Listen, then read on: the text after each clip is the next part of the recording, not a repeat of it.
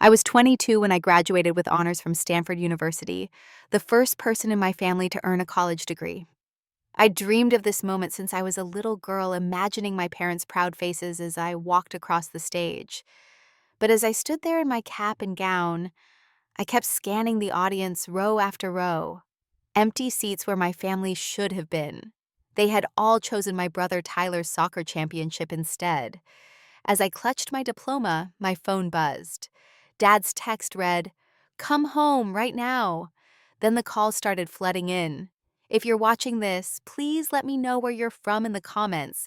And don't forget to like and subscribe to hear more stories about finding strength when family fails you. I grew up in a middle-class suburban neighborhood in Ann Arbor, Michigan, in a family of 5. My parents, James and Linda, raised me and my 2 younger siblings in a comfortable 4-bedroom house with a big backyard. My brother Tyler is 5 years younger than me at 17, and my sister Amanda is 15. From the outside, we probably look like the perfect American family. My father, James, was a former high school football star, whose glory days never quite faded in his mind. He transitioned that competitive spirit into a successful career as a sales manager for a local automotive parts company. Dad was always pushing us to be our best, but his definition of best seemed narrowly focused on athletics and public recognition. Mom, on the other hand, was a homemaker who organized her life around my father and Tyler's schedules. She was gentle and kind, but she rarely contradicted my father on anything important. If he said Tyler needed new soccer cleats that cost $300, those cleats appeared the next day. If I mentioned needing a scientific calculator for advanced math, I'd hear about budgets and learning financial responsibility. The family dynamic shifted noticeably when Tyler was about 8 years old. He showed unusual talent on the soccer field, scoring goals with an instinctive precision that caught attention. My father, who had always craved a son to follow in his athletic footsteps, became obsessed with nurturing Tyler's potential. Our family calendar quickly filled with Tyler's practice schedules, game days, and tournaments. Weekend trips to neighboring states for regional competitions became our norm. My activities and Amanda's interests were scheduled around Tyler's soccer commitments if they were scheduled at all. I was always academically inclined. From elementary school, I gravitated toward books and learning. My report cards came home filled with A's and glowing comments from teachers. But the excitement over my academic achievements was always muted compared to the celebration that erupted when Tyler won a game or received the smallest recognition for his athletic prowess. I vividly remember my 16th birthday. I had just been named valedictorian of my junior class, and I thought maybe this achievement would merit some special attention. The day of my birthday dinner, I sat at the restaurant table waiting for my family, who were running late from Tyler's soccer practice. When they finally arrived, my father was animatedly describing Tyler's performance to my mother. "Did you see that backward kick? The coach says he's never seen a kid his age with such control." Dad beamed, not even acknowledging that they were 45 minutes late to my birthday celebration. When I tried to share my news about becoming valedictorian, my mother smiled politely and said, "That's nice, honey." My father nodded without really looking at me, then turned to Tyler and continued their previous conversation. My achievement warranted less than 10 seconds of acknowledgement. The only person who truly celebrated my academic success was my grandmother, Ruth, my father's mother. Grandma Ruth had been a teacher before retiring, and she understood the value of education in a way my parents never seemed to. She would call me after every report card, genuinely interested in what I was learning and the projects I was working on. "Your brain will take you places that Tyler's feet never will," she told me once, quietly enough that my father couldn't hear. Those words became my private mantra on particularly difficult days. Grandma Ruth was the one who helped me research colleges and scholarships during my senior year of high school. She was the one who drove me to campus tours while my parents attended Tyler's soccer tournaments. She believed in me when it felt like no one else in my family did. When Grandma Ruth passed away during my sophomore year of college, I felt like I'd lost my only ally. The funeral was brief because Tyler had a qualifying match that afternoon, and my father insisted we couldn't miss it. I sat in the bleachers that day watching my brother play, while silently grieving the only family member who had truly seen me. Throughout college, I worked part-time jobs to support myself. My parents had saved for Tyler's potential athletic scholarships, but had little set aside for my education. I worked at the campus library, took summer internships, applied for every scholarship I could find, and still graduated with student loans. But I was determined to make it through to prove to myself and to the memory of Grandma Ruth that I was capable of achieving my goals. While my classmates complained about their parents checking in too often or sending care packages that embarrassed them, I went weeks without hearing from my family unless I initiated contact. Our conversations were brief and usually circled back to updates about Tyler's soccer career. I learned to stop mentioning my achievements because they were met with such little interest. Still, some childish part of me held on to hope that graduation would be different, that walking across that stage to receive my diploma would finally make my family see me, really see me for the first time in years. My senior year of college was a time of significant accomplishments. I maintained my position on the dean's list while completing a research project that won the department's annual award. By March, I had secured a job offer from a prestigious tech company in Seattle that would start a month after graduation. Everything was falling into place professionally, and I couldn't wait to celebrate these milestones with my family at graduation. I began making preparations early. I ordered my cap and gown in January, arranged for professional graduation photos on my own, and even started researching restaurants for a celebratory dinner. I wanted everything to be perfect for the day my family would finally acknowledge my hard work and success. 3 months before the ceremony, I sent formal graduation invitations to my family. I included a personal note expressing how much their presence would mean to me.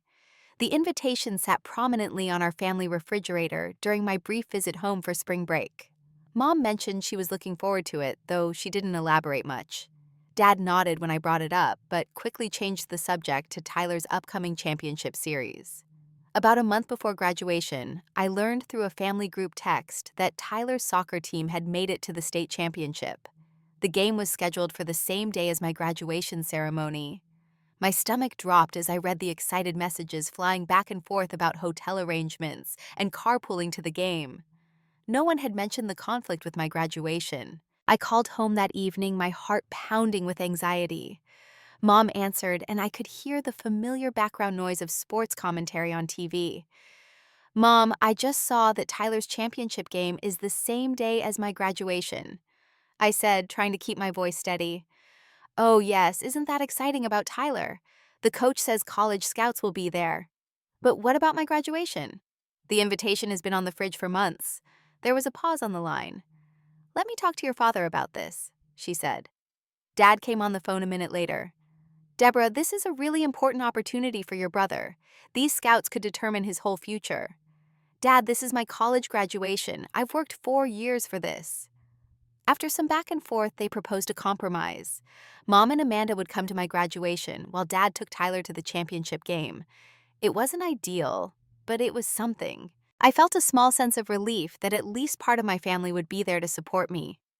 With that settled, I continued my preparations.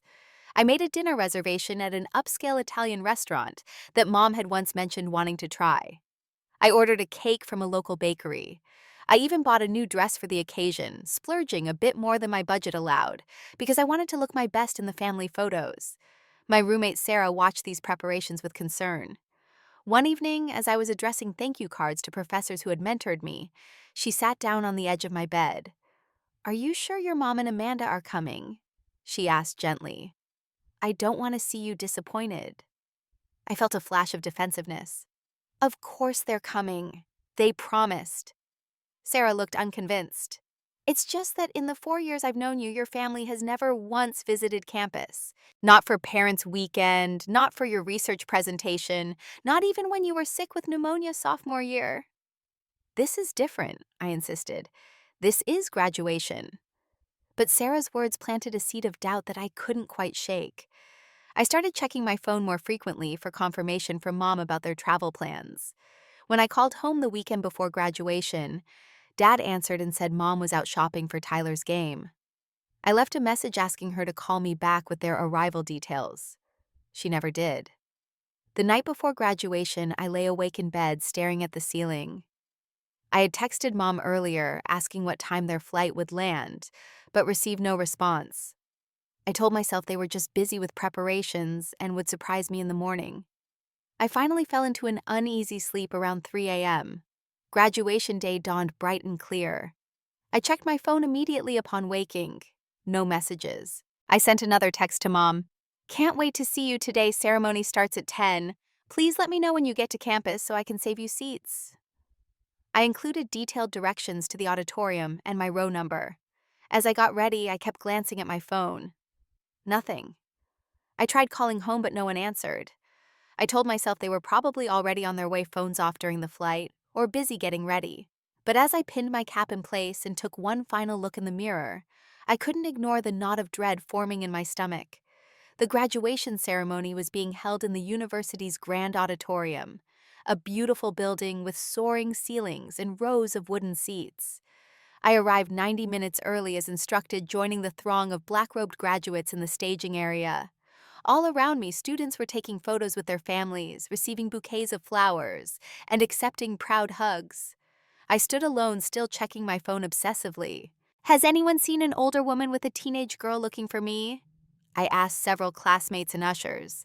No one had. With 30 minutes until the ceremony, I decided to wait near the main entrance, thinking I might spot Mom and Amanda arriving. I stood on tiptoes, scanning each new group that entered. Families streamed in steadily, their faces alight with pride and excitement, but none of them were looking for me. At the 15-minute mark, an usher gently directed me back to the graduate staging area. "You need to line up now," she said kindly. "I'm sure your family will find their seats." I sent one last desperate text to Mom. "Where are you? Ceremony starting soon." The message showed as delivered, but there was no response. My roommate Sarah arrived then, giving me a tight hug. "I saved seats just in case," she said, not specifying what just in case meant, though we both knew. She handed me a small bouquet of yellow roses. "You deserve this day, Debra. I'm so proud of you." Sarah's parents appeared behind her. I'd met them a few times over the years, and they had always been kind to me. Mrs. Wilson embraced me warmly. "We'd be honored if you'd join us for some photos after the ceremony," she offered. "And we have a reservation for lunch to celebrate both of you." I thanked them, fighting back tears. Their kindness highlighted the absence of my own family even more starkly. As we filed into the auditorium in alphabetical order, I couldn't help searching the crowd one more time. Row after row of faces, none of them familiar. The seats Sarah had saved for my family remained conspicuously empty. The ceremony proceeded with the typical speeches about future potential and the value of education. Under different circumstances, I would have been fully present for this moment I'd worked so hard to achieve. Instead, I felt hollow, going through the motions while fighting the growing realization that my family had chosen not to come. When my name was called, I walked across the stage with practiced steps. "Debra Anderson, summa cum laude," the dean announced. In the audience, I could hear Sarah and her parents cheering. As I accepted my diploma, Professor Johnson, my research advisor, held my hand a moment longer than necessary. "We're all very proud of you," he whispered, giving my hand a squeeze before letting go. I wondered if he had noticed the empty family seats, if everyone had noticed. I returned to my chair, clutching my diploma, the leather folder smooth against my fingertips. This was supposed to be one of the happiest moments of my life. Instead, I was fighting to hold back tears. After the ceremony ended and mortarboards flew into the air, graduates scattered to find their families. I stood awkwardly to the side as Sarah introduced me to extended members of her family who had come for the celebration. "Let's get some pictures," Mrs. Wilson suggested, guiding us toward a flowering cherry tree. I smiled for their camera, a borrowed daughter in their family photos. They were being incredibly kind, but their presence only emphasized what was missing. During a quiet moment, I tried calling home again. No answer. I tried my mother's cell phone, straight to voicemail. I even tried Amanda's phone, something I rarely did. Nothing. I was just putting my phone away when it vibrated with a text message. My heart leapt, thinking it was finally my mother explaining their absence. Instead, it was my father. "Come home right now. Family emergency." My blood ran cold. Was this why they hadn't come? Was someone hurt? Had something happened to Tyler or Mom or Amanda? A dozen worst-case scenarios flashed through my mind. Before I could even process this message, my phone began ringing. Dad's number. When I answered, the background was so noisy I could barely hear him. "Dad, what's wrong? Is everyone okay?" "Just come home now," he said, his voice tense. "How soon can you get here?" "I'm 3 hours away by car. Dad, please tell me what's happening." But he had already hung up. Immediately, the phone rang again. This time it was Amanda. "Debra, when are you coming home?" she asked, her voice oddly excited rather than concerned. "Amanda, what's going on? Dad said there's an emergency." "Just come home," she said before the call cut off. More calls started coming in rapid succession. Dad again, Tyler, even my mother. None of them would explain what was happening, only insisting I needed to come home immediately. Sarah found me standing frozen, staring at my phone as it lit up with call after call. "What's wrong?" she asked, taking in my pale face. "I don't know. My dad says there's a family emergency and I need to come home right now, but no one will tell me what's happening." My voice shook with fear and confusion. "Sarah, I think something terrible has happened." Sarah's expression shifted from concern to determination. "I'll drive you. Let's go now." The 3-hour drive from Stanford to my family's home in the suburbs of San Francisco was torturous. Every worst-case scenario played through my mind as Sarah navigated the highway. Had there been an accident? Was someone in the hospital? Had our house caught fire? "Try not to assume the worst," Sarah advised as I checked my phone for the 20th time. I had tried calling back several times, but now no one was answering, which only intensified my anxiety. As we pulled onto my street, I noticed several unfamiliar cars parked along the curb. Had relatives come because of the emergency? Then I saw something that didn't fit my mental picture of a family crisis. Colorful balloons tied to our mailbox gently bobbing in the afternoon breeze. "That's strange," I murmured as Sarah parked across the street. "Maybe they're for something else," she suggested, but I could tell she was as confused as I was. I practically ran to the front door, fumbling with my key, before remembering I could just knock. The door swung open to reveal my sister Amanda wearing a party dress and a surprised expression. "You're here," she exclaimed, then turned and shouted over her shoulder. "Mom, Dad, Debra's here." I stepped inside Sarah, following hesitantly behind me. What I saw stopped me in my tracks. Our living room had been transformed with streamers, balloons, and a large banner reading, "Congratulations, Tyler." A crowd of people turned to look at me. Neighbors, relatives, my parents' friends, and several teenage boys I recognized as Tyler's teammates. In the center of it all stood Tyler, grinning widely, holding a gleaming trophy.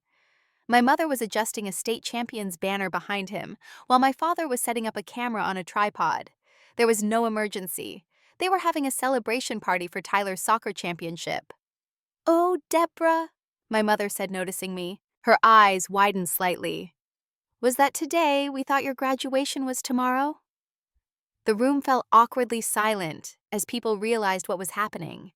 I stood frozen in my black dress, the one I'd carefully chosen for my graduation dinner, staring at my family's surprised faces. "Tomorrow," I finally managed to say. "The invitation has been on our refrigerator for months, with today's date circled." My father stepped forward, his expression a mixture of annoyance and dismissal. "Well, these things happen. Dates get mixed up. Anyway, you're just in time for Tyler's celebration. He scored the winning goal in the championship." He seemed to expect me to simply join the party, as if missing my college graduation was a minor scheduling error, as if summoning me home under the pretense of an emergency was perfectly reasonable. I introduced them to my roommate, trying to maintain some semblance of normalcy. "This is Sarah. She drove me here because Dad said there was a family emergency." "Well, it is kind of an emergency of happiness," my mother said with a forced laugh. "Tyler's team wasn't favored to win, but they pulled off an amazing upset." I looked around the room, taking in details that made my stomach twist. The party had been planned well in advance. There were custom-printed napkins with Tyler's team logo. A professional-looking cake sat on the dining table with "Congratulations, Champion" written in elaborate frosting. Tyler's trophy had already been placed on our fireplace mantel, prominently displayed where everyone could see it. They hadn't forgotten my graduation. They had chosen to skip it. I excused myself and walked to the kitchen, needing a moment alone. There, stuck to the refrigerator with a soccer ball magnet, was my graduation invitation. The date was clearly circled in red marker. Next to it was a handwritten note in my mother's writing listing Tyler's championship game, on the exact same date and time. They had known all along. The compromise about Mom and Amanda attending my graduation had been a lie to pacify me. My father followed me into the kitchen, his celebratory mood shifting to irritation. "What's with the long face? This is a happy day for this family. Tyler worked incredibly hard for this. And I didn't," I asked, my voice barely above a whisper. "I worked 2 jobs while maintaining a 4.0 GPA. I graduated summa cum laude today, and not one of you was there to see it." "Don't make this about you," my father said sharply. "That's so selfish, Debra. This was a once-in-a-lifetime opportunity for your brother. College scouts were there. This could determine his entire future. And my graduation wasn't a once-in-a-lifetime event for me. I could feel tears threatening, but I refused to cry in front of him. My mother entered the kitchen, then wringing her hands. "Please don't make a scene, Debra. Not today. Can't you just be happy for your brother?"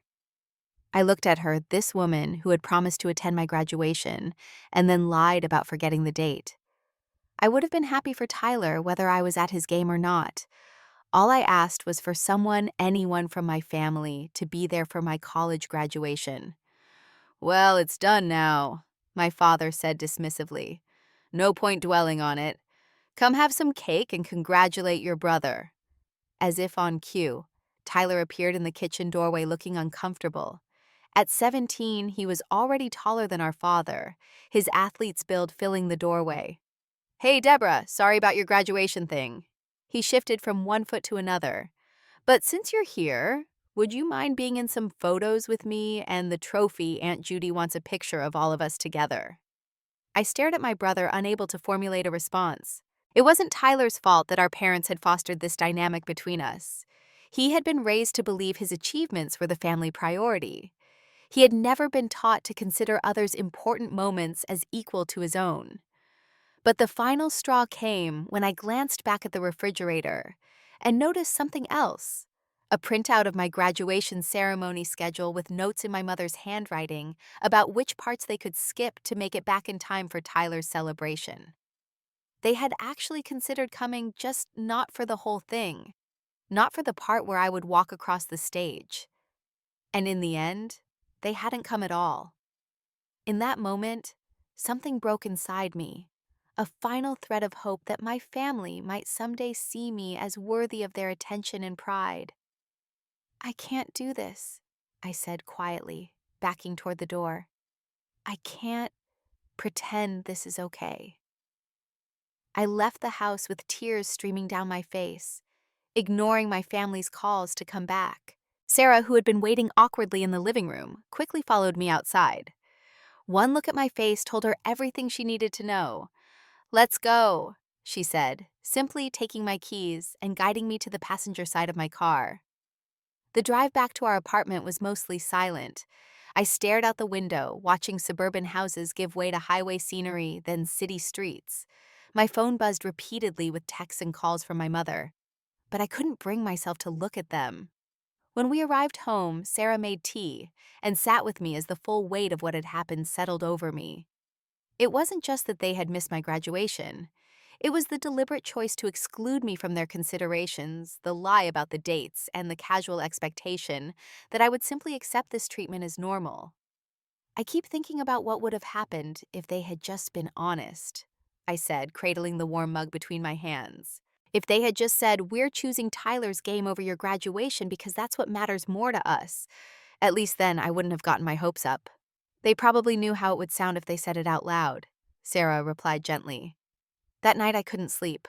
I scrolled through social media, seeing the flood of congratulatory messages from friends, classmates, and professors about my graduation.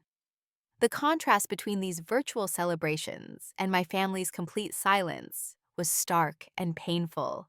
Professor Johnson had tagged me in a department post highlighting top graduates. My research advisor, Dr. Lin, had written a touching message about my promising future. Even acquaintances from freshman year classes had taken time to offer congratulations.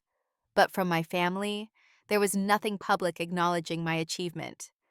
By morning, my phone showed 8 missed calls from my mother, 3 from my father, and 1 from Tyler. There was also a text from my father that made my stomach turn. "You need to apologize to Tyler for ruining his day." I showed the message to Sarah, who had stayed close by all evening, worried about my state of mind. "He can't be serious," she said, her face reflecting the incredulity I felt. But he was serious. To my father, walking out of Tyler's celebration was a greater offense than my entire family skipping my college graduation and lying about it. The realization settled over me with a strange clarity. I would never be a priority to them. No achievement of mine would ever merit the attention they gave automatically to Tyler.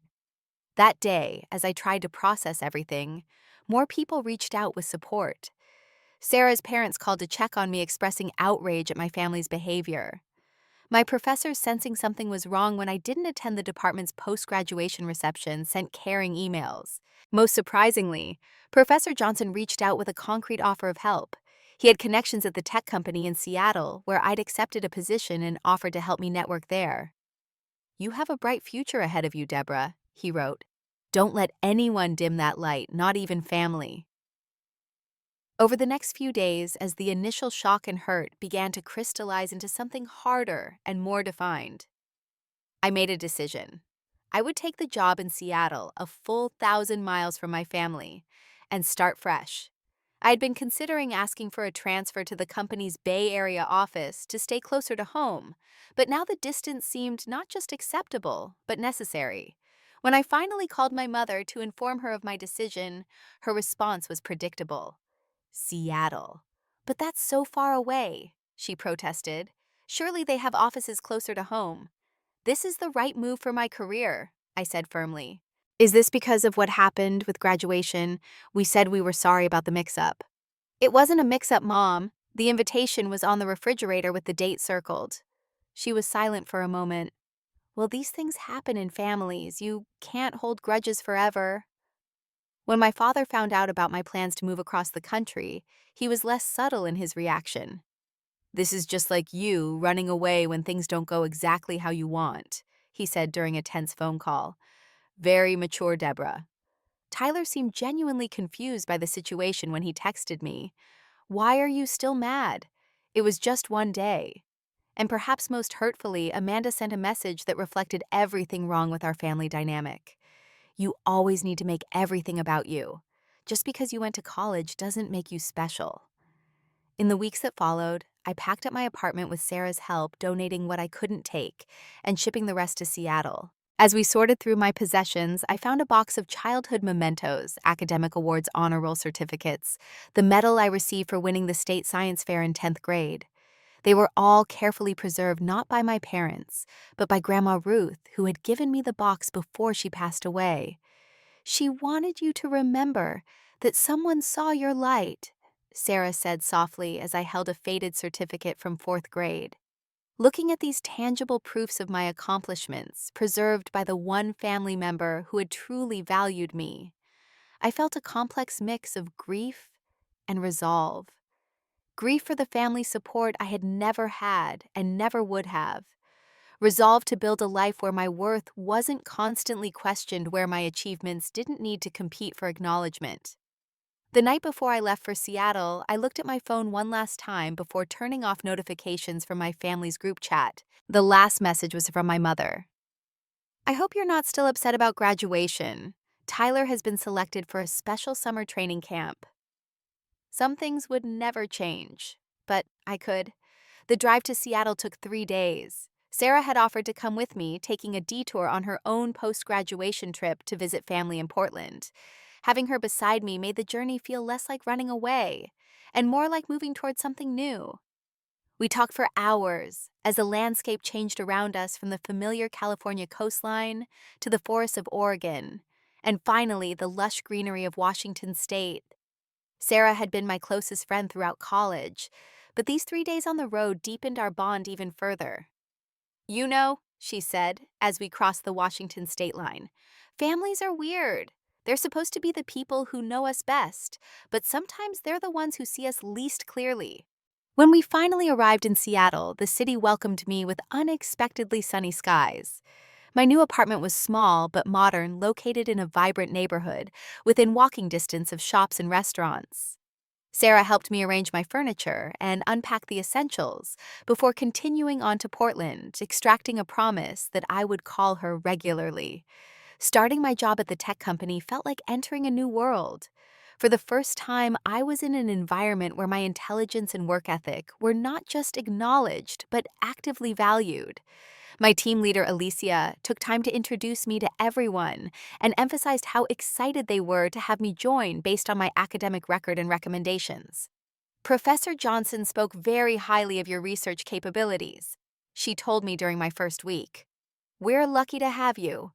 Those simple words of recognition so casually offered nearly brought me to tears. This was how it was supposed to feel. In those early months in Seattle, I slowly built a new community. I joined a book club that met at a local coffee shop. I found a hiking group that explored the stunning natural landscapes surrounding the city. I made friends with coworkers who shared my interests and ambitions. What surprised me most was how differently I felt about myself, away from my family's shadow. Without the constant comparison to Tyler's achievements, without the subtle reminders that my academic success was somehow less valuable than athletic prowess, I began to recognize my own worth more clearly. The first holiday season away from home tested my resolve. My mother called in early November, her voice heavy with emotional leverage. "We're planning Thanksgiving dinner," she said. "Tyler will be home from his training camp and all the relatives are coming. You need to be here." It wasn't a request or an invitation. It was an expectation delivered with the assumption that family obligation would override any lingering hurt from graduation. "I'm not coming home for Thanksgiving," I told her, surprising myself with the steadiness in my voice. "I'm hosting a dinner here with friends." "Friends aren't family, Debra," she said disapprovingly. "Sometimes they're better," I replied, ending the call before she could respond. That Thanksgiving, I hosted what we jokingly called an orphan Thanksgiving for colleagues and friends who, like me, couldn't or chose not to travel home for the holiday. We crowded around my small table sharing dishes that represented our diverse backgrounds and family traditions. There was laughter, warmth, and a genuine appreciation for each person present. No one had to compete for attention. No one's contributions went unacknowledged. It was everything a family gathering should be, but rarely was in my experience. My father called the next day, anger evident in his voice. "Your mother is upset. You've never missed a family Thanksgiving before." "You all missed my college graduation," I responded. "Somehow the family survived." "Are you still hanging on to that?" "It was months ago. You need to grow up and stop being so selfish." It was the same accusation he had leveled at me in the kitchen during Tyler's celebration: selfish, for wanting to be seen, for expecting the same support freely given to my brother, for believing my milestone deserved acknowledgement. "I'm not being selfish," I said, surprising myself again with my calm. "I'm taking care of myself. There's a difference." He didn't understand, of course. In his worldview, putting myself first in any context was an act of selfishness, while the family's collective focus on Tyler was simply the natural order of things. The call ended badly, with my father declaring that I was abandoning family, and me finally finding the courage to say that perhaps the family had abandoned me first. As winter settled over Seattle, bringing gray skies and steady rain, I found unexpected joy in building my new life. I excelled at work, earning praise for my contributions to projects. I decorated my apartment with items that reflected my personality, not my family's expectations. I even started dating Jordan, a software engineer from another department who valued my intelligence and listened when I spoke. Therapy became an important part of my healing journey. My therapist, Dr. Rivera, helped me understand the family dynamics that had shaped my self-perception for so long. "What you're describing is a classic golden child and scapegoat dynamic," she explained during one session. "It's not about your worth or Tyler's. It's about the roles you were assigned within the family system." Understanding the pattern didn't immediately heal the hurt, But it helped me see that what happened wasn't my fault. I hadn't failed to be worthy of my family's attention. They had failed to see my worth because of their own limitations. 6 months after moving to Seattle, I made a discovery that brought me full circle in my healing journey. While organizing some papers I had brought from California, I found a packet of letters from Grandma Ruth that I hadn't known existed. They had been tucked into a textbook from my freshman year, forgotten until now. The letters dated from my first semester of college, and reading them was like hearing her voice again. She wrote about how proud she was of me, how she had always known I would achieve great things. In the last letter, dated just weeks before she passed away, she had written, "Remember, Debra, your worth isn't measured by others' recognition of it. Like a diamond, you shine whether or not anyone is looking." Those words became another mantra for me, replacing the hurt of graduation day with the wisdom of the one family member who had truly seen me. Around this same time, I received recognition at work for leading a successful project. My team had solved a complex problem that had stumped other departments, and the company's leadership took notice. In the team meeting where our success was announced, I was singled out for praise and promoted. That evening, I called Sarah to share the news. "They actually had a little ceremony," I told her, still slightly in shock. Everyone applauded. "Of course they did," Sarah said warmly. "You're brilliant, Debra. I'm so glad you're somewhere that sees that." After we hung up, I sat on my balcony looking out at the Seattle skyline, reflecting on how much had changed in less than a year. I had gone from the invisible daughter to a valued team member, from seeking validation that never came to finding it in authentic relationships and personal achievements. The most unexpected development came a week later, when my mother called to say she was coming to Seattle. "Just me," she added quickly. "Your father doesn't know I'm coming." Her visit was awkward at first. We moved around each other carefully, both aware of the unresolved hurt between us. But as she saw my apartment, met my friends, and heard about my work, something shifted subtly in her perception of me. "You've built a good life here," she said on her last evening in Seattle. We were sitting in a restaurant overlooking the water, sharing a bottle of wine. "I didn't realize—" She didn't finish the sentence, but she didn't need to. She hadn't realized that I could thrive without their approval, that I could build something meaningful away from the family hierarchy that had defined me for so long. "I'm sorry about your graduation," she said, finally looking down at her glass. "We should have been there." It wasn't a complete acknowledgement of the pattern, just one instance of it. But it was something. A crack in the facade that had made such behavior seem normal and acceptable for so long. "Yes," I said simply. "You should have."